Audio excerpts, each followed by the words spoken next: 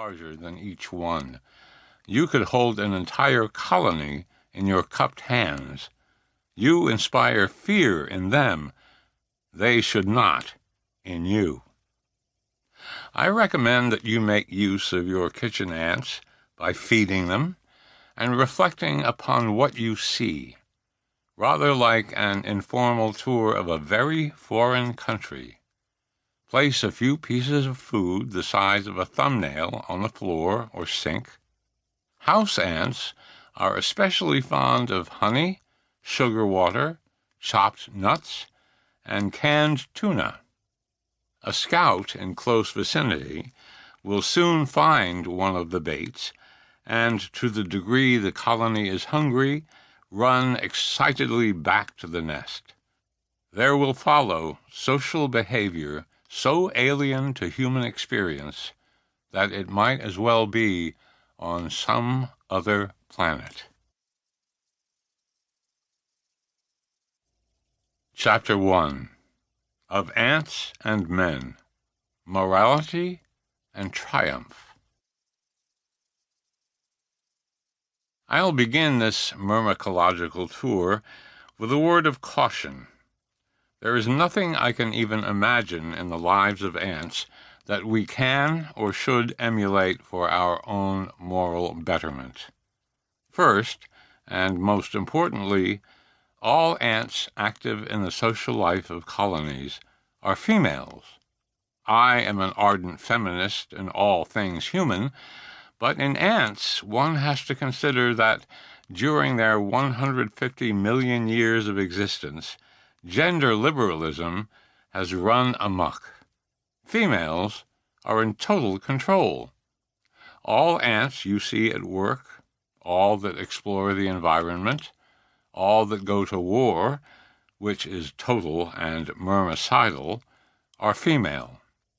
Adult male ants are pitiful creatures by comparison. They have wings and can fly, huge eyes and genitalia, and small brains.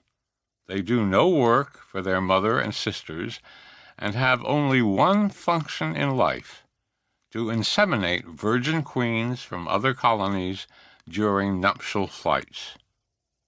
To put the situation as simply as possible, males are little more than flying sperm missiles.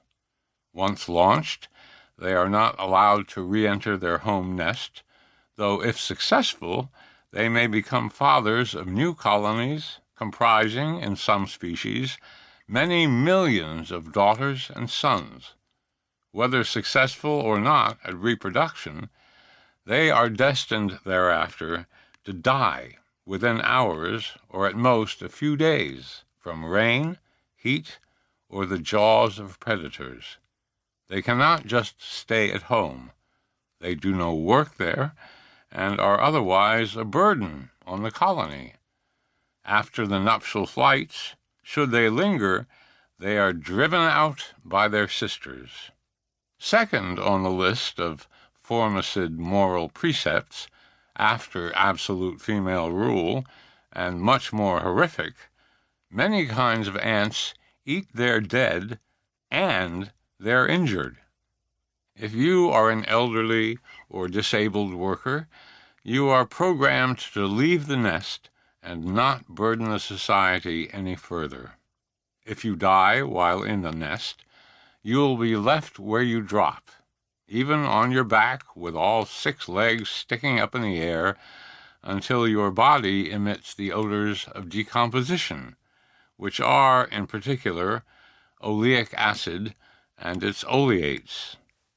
When you smell dead, your body will be carried to the colony refuse pile and dumped.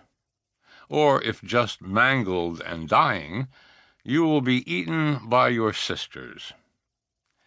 In a third morally dubious propensity, ants are the most warlike of all animals, with colony pitted most violently against colony of the same species. Extermination is the goal for most, and as a rule, larger colonies defeat smaller ones.